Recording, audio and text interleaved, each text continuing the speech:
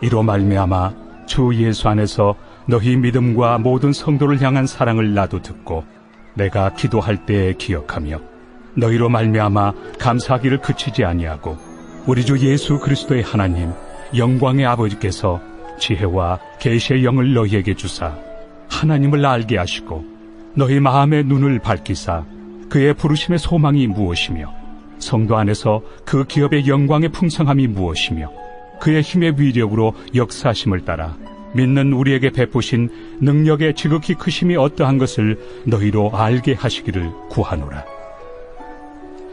그의 능력이 그리스도 안에서 역사하사 죽은 자들 가운데서 다시 살리시고 하늘에서 자기 오른편에 앉히사 모든 통치와 권세와 능력과 주권과 이 세상뿐 아니라 오는 세상에 일컫는 모든 이름 위에 뛰어나게 하시고 또 만물을 그의 발 아래 복종하게 하시고 그를 만물 위에 교회의 머리로 삼으셨느니라. 교회는 그의 몸이니 만물 안에서 만물을 충만하게 하시는 이의 충만함이니라.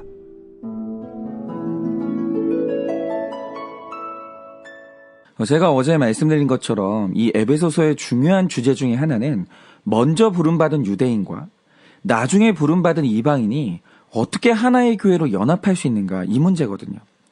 그런데 이걸 이야기하려면 과연 하나님께서 이 땅에 세우신 교회의 본질이 뭔가, 이걸 말하지 않을 수가 없는데요. 이 전통적으로 이 종교개혁자들은 교회의 본질에 대해서 두 가지로 구분을 했습니다. 그들은 교회를 가시적인 교회와 비가시적인 교회, 이걸 더 쉽게 말하면 눈에 보이는 교회와 눈에 보이지 않는 교회로 구분을 했어요. 그러면 눈에 보이는 교회란 무엇이고 눈에 보이지 않는 교회란 무엇이냐?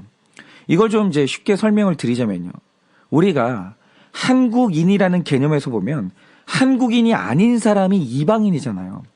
그럼 여기서 중요해지는 건 도대체 한국인이 누구냐? 이걸 규명하는 게 너무 중요하거든요. 그런데 제가 얼마 전에 이 문제를 놓고 너무 재미있는 얘기를 들은 거예요. 그러니까 요즘은 예전과 다르게 한국에 사는 외국인들이 TV에 자주 나오거든요. 그런데 이 외국인들이 한국 문화를 얼마나 좋아하고 한국말을 얼마나 잘하는지, 그러니까 왜 그런 사람들이 있잖아요. 분명히 하얀 피부에 푸른 눈을 가진 외국인인데 이 사람이 한국말을 하는데 사투리를 쓰는 거예요. 그리고 마치 한국 사람처럼 젓가락질하면서 한식을 맛있게 먹는 모습을 보면요, 한국 사람이 외국인의 탈을 쓰고 있는 것 같은 이상한 느낌을 받는 거예요. 그런데 이렇게 한국을 좋아하는 한 외국인이 얼마 전에 이제 방송에 나온 적이 있는데 이 사람이 주장했던 게 뭐냐, 사람들이 겉보기에 내가 어떻게 보일지 몰라도 내가 뼛속까지 한국 사람이라는 거예요. 그런데 이 사람이 그런 주장을 하면서 그 이유를 말할 때 뭐 나는 누구보다 한국을 사랑한다, 뭐 이런 말을 했으면 저는 그냥 뭐 그런가 보다 했을 거거든요. 그런데 이 사람이 자기를 한국 사람이라고 주장할 때 그 근거가 뭐였는지 아십니까? 자기가 이 한국에 산 지 한 7년 정도 됐는데 내가 한국에 사는 날 동안 단 한 번도 세금을 떼먹은 적이 없다는 거예요. 나는 한국을 내 나라로 받아들였고 이 나라를 너무 사랑하기 때문에 정말 세금을 꼬박꼬박 냈다는 거예요. 그런데 자기가 어느 날 이렇게 TV를 보면 어떤 사람들은 이 좋은 한국에서 태어났는데 한국의 중요한 산업 기술을 중국이나 다른 나라에 돈 받고 팔아버리고, 또 어떤 사람을 보면 이 나라 주민등록증을 받아서 나라의 혜택을 다 받고 있는데 몇십억씩 탈세를 하면서 세금을 안 내는 거예요. 그런데 이 외국인이 하는 말이 뭐냐면 어떻게 그런 사람이 한국 사람이냐는 거죠. 오히려 나처럼 피부색이 달라도 마음으로 정말 한국을 사랑해서 세금 꼬박꼬박 내는 이 성실한 사람이 진짜 한국 사람 아니냐, 이런 말을 하는 거예요. 그런데 제가 그 말 듣는데요, 이게 얼마나 설득력 있는지 그 사람 말에 제가 설득이 되더라고요. 그러면서 저는 어느 정도 이 말이 맞다는 생각을 했는데요. 자, 여러분, 한국인이 누구냐라고 할 때 단순히 우리 눈에 보이는 가시적인 조건이 있다라는 거죠. 우리는 인간들은요, 이 눈에 보이는 조건들로만 판단할 수밖에 없는 거예요. 그러니까 우리와 피부색이 같고 한국말 쓰고 주민등록증 가지고 있으면 우리는 이런 가시적인 조건들을 보고 그냥 한국 사람인가 보다 이래요. 그런데 중요한 것은 눈에 보이는 조건이 한국 사람이라고 해서 그 모든 사람들이 다 한국인이냐라는 거죠, 진짜로. 예를 들어서 일제시대 때 이 가시적으로 보면 쓰는 말이 한국어고 생긴 게 한국인이니까 가시적으로는 다 한국 사람이었어요. 그런데요, 어느 날 갑자기 일본이 이 나라를 통치하고 앞으로 이 나라가 독립할 가능성이 없다는 판단이 섰을 때 그 즉시 이름을 일본 이름으로 바꾸고 일본의 통치를 받는 걸 자랑스럽게 생각하면서 미련 없이 내 정체성을 바꾸는 사람들이 있더라는 거예요. 그 안에. 가시적으로는 다 한국 사람인 줄 알았는데 마음은 그게 아닌 사람이 있더라고요. 그러니까 눈으로 볼 수 없는 본질의 영역으로 들어가면 사실 한국인이 아닌 사람이 분명히 섞여 있다라는 거죠. 그렇죠. 여러분, 우리가 논에 가봐도 가시적으로 보면 같은 땅에 뿌리 박고 있고 똑같이 푸른 싹을 띠고 있으니까 다 벼 같아 보여요. 그런데 세상에 어떤 논과 밭에도요, 쌀과 보리만 자라는 밭은 없어요. 어떤 밭에든요, 그 본질이 잡초인 존재가 섞여서 자라날 수밖에 없다라는 거예요. 그래서 이 가시적인 조건도 매우 중요하지만 더 중요한 것은 비가시적인 본질, 그 중심이 뭐냐, 그게 훨씬 더 중요하다라는 거예요. 그런데 교회도 마찬가지라는 거죠. 하나님께서 이 땅에 자기 몸인 교회를 세워 놓으셨어요. 이걸 일컬어서 가시적인 교회, 이걸 눈에 보이는 교회라고 하는데, 여러분 이 교회의 특징이 뭔지 아십니까? 이 가시적인 교회 안에는 100% 구원받은 사람만 있는 게 아니라는 거예요. 절대로 그러합니다. 성경이 이걸 증명하고 있어요.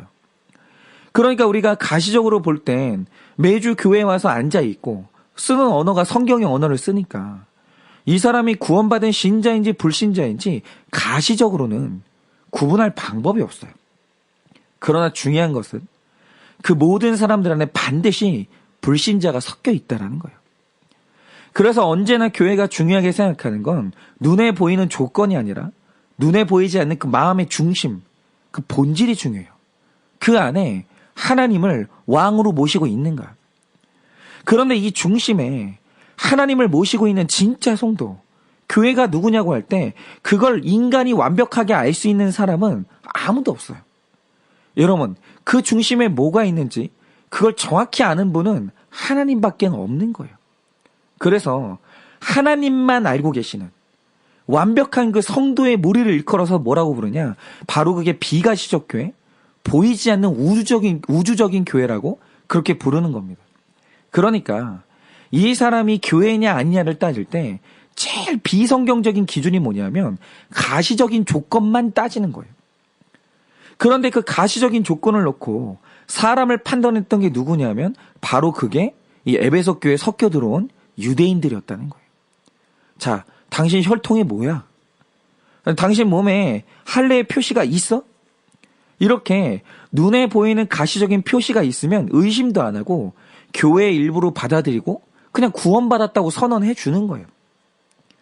그러니까 그런데 그런 게 눈에 보이지 않으면 교회의 일부로 받아들이지 않는 게 이 에베소 교회의 심각한 문제요, 이 분열의 원인이었습니다. 그런데 오늘 말씀을 보면 이 사도 바울이 교회의 일원이냐 아니냐를 말할 때 단 한 번도 눈에 보이는 표시를 말하지 않아요. 여러분 15절에서 17절까지 말씀을 보면 성도의 본질에 대해서 4가지를 말하는데 그게 뭡니까? 예수 그리스도가 하나님의 아들이요, 그 아들이 내 구원을 위해 대신 죽으셨다는 사실을 믿는가? 당신은 그 마음에 이 믿음이 있는가? 그리고 그 마음에 같은 믿음을 가진 성도를 조건 없이 사랑하고 있는가? 그리고 하나님 아버지로부터 말씀 66권의 계시와 그 말씀이 깨달아지는 지혜를 받았는가? 오늘 사도 바울은요, 눈에 보이는 조건을 말하는 게 아니라 눈에 보이지 않는 조건들만 나열하고 있는 거예요. 그러니까 당신의 마음에 이 4가지의 본질이 있으면 복음을 믿는 믿음이 능력이 돼서 그는 반드시 구원받아 교회의 일원이 된다라는 거죠. 그런데 유대인들이 이걸 못 받아들인 이유가 뭐냐면 이들은요, 예수님을 믿고 회개하기만 하면 일평생 더럽다고 무시했던 사마리아인이 구원받는다는 거예요. 그러니까 그 사람이 나랑 같은 예수님을 믿으면 사마리아인이 갑자기 내 형제가 되는 거예요. 그리고 아브라함과 전혀 상관없는 헬라인, 로마인, 심지어 야만인도 나랑 같은 형제가 돼야 되고 이들이 나랑 같은 천국에 간다는 사실이 너무 받아들이는 게 힘든 거예요. 그러니까 19절 말씀과 반대로 유대인들이 믿었던 게 뭐냐? 하나님이 우리에게 베푸신 능력은 혈통과 눈에 보이는 표시라고 믿은 거예요. 그게 있어야만 나는 형제로 받아들이겠다 이거죠. 그래서 이런 유대인들에게 가장 능력이 되는 말이 뭐냐? 그건 복음이 아니고요. 우리가 너무 잘 아는 그런 구호들 있죠. 우리가 남이가. 그러니까 네 고향이 어디냐? 너 어느 대학 나왔냐? 너 조상이 누구냐? 이런 조건들이 훨씬 능력이 있었던 거예요. 그러니까 같은 혈통, 같은 지역에서 태어난 사람은 내 형제로 받아들일 수 있는데 그게 아닌 이방인을 내 형제로 받아들이는 건 정말 충격에 가까운 상식의 파괴였던 거죠. 그런데 복음이 뭐냐면 소위 이방인의 기준이 바뀌는 게 복음인 거예요. 예를 들어서 예전 우리나라에 처음 복음이 들어왔을 때 사람들이 이 같은 교회의 식구로 받아들이기 제일 힘들었던 이방인 중에 이방인이 누구였는지 아십니까? 그게 바로 백정이었어요.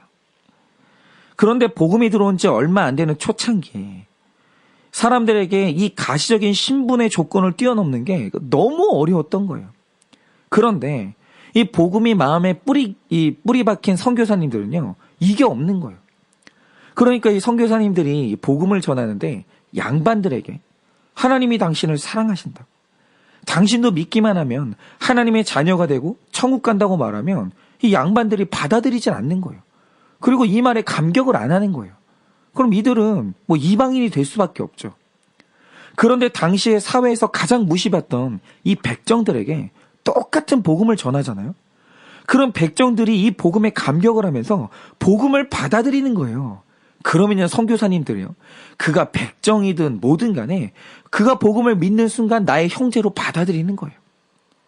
그런데 이렇게 복음이 들어가는 순간 어떤 일이 일어나냐?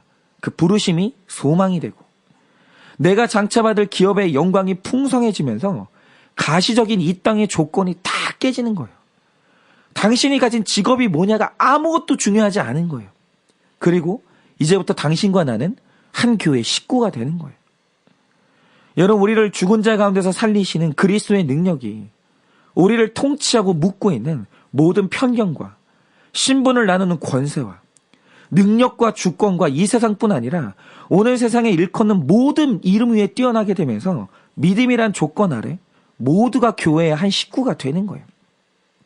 그런데 바로 이게 교회라는 거예요. 여러분, 교회는 예수 그리스도와 복음이 가장 위에 있는 거예요. 그리고 나머지 이 땅의 모든 가치는 그 밑에 존재하는 게 바로 교회예요. 그 어떤 가치도 복음 위로 올라갈 수 없어요. 그래서 믿음이란 조건 아래서는요, 모두가 한 교회의 지체가 되고 식구가 되는 겁니다. 바로 그게 교회예요. 그러니까 교회에서 이방인이 누구냐? 교회 안에 들어왔으면서도 내 머리가 예수님이 아니고 그 발 아래 복종하지 못하는 사람이 바로 이방인인 거예요. 예수를 믿는데 혈통이 다르다고 그를 받아들이지 못하는 그 사람, 그 유대인이 바로 이방인이 되는 겁니다. 그런데 누군가의 인생에서 예수님이 나의 머리가 되시고 그가 말씀하시면 복종한다. 그럼 더 이상 그는 이방인이 아닌 거예요. 그는 내 형제와 자매고 같은 천국의 백성인 겁니다. 그러니까 이 유대인들의 문제가 뭐냐? 이들의 머리는 예수님이 아니라 아브라함이었던 거예요. 그 언제적 얘기입니까? 구약시대가 끝난 지가 언젠데 여전히 내 머리가 아브라함인 거예요. 그래서 다른 혈통인 이방인도 품으라는 복음의 명령 아래서 복종이 안 되는 겁니다. 여러분, 언제나 교회는요, 다른 피를 가진 혈통적 이방인 때문에 분열되는 게 아니라 다른 복음을 가진 영적인 이방인 때문에 분열되는 거예요. 그래서 오늘 우리가 묵상할 때 도저히 받아들이지 못하는 이 가시적인 이방인이 누군지 그것을 묵상해야 되는데요. 이 분명한 것은 이 말이 무턱대고 모든 것을 품자는 말이 아니에요. 그러니까 이슬람교를 믿어도 동성애를 해도, 무신론적 공산주의를 신봉해도 하나님이 그를 사랑하시고 구원하신다고 말하면 그건 만인구원설이 되는 거예요. 그건 기독교가 아닙니다. 그러나 오늘 우리의 복음이 말하는 게 뭡니까? 이슬람권의 백성도 예수 믿고 구원받을 수 있어요.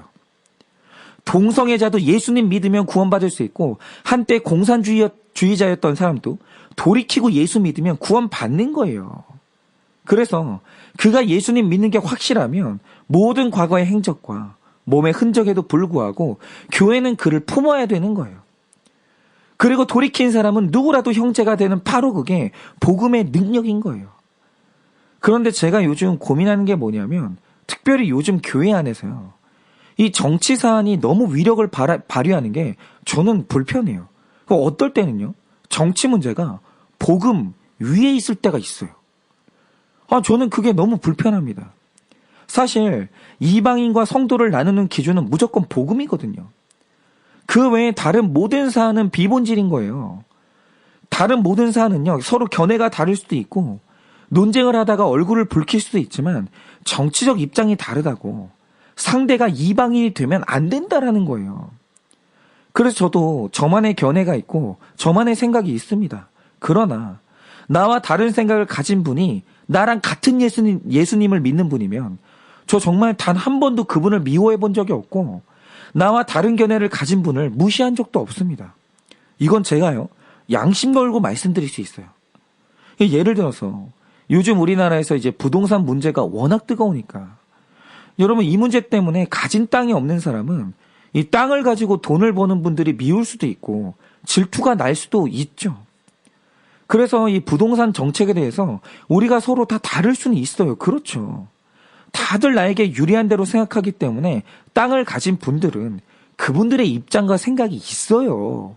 전 그 이해가 됩니다.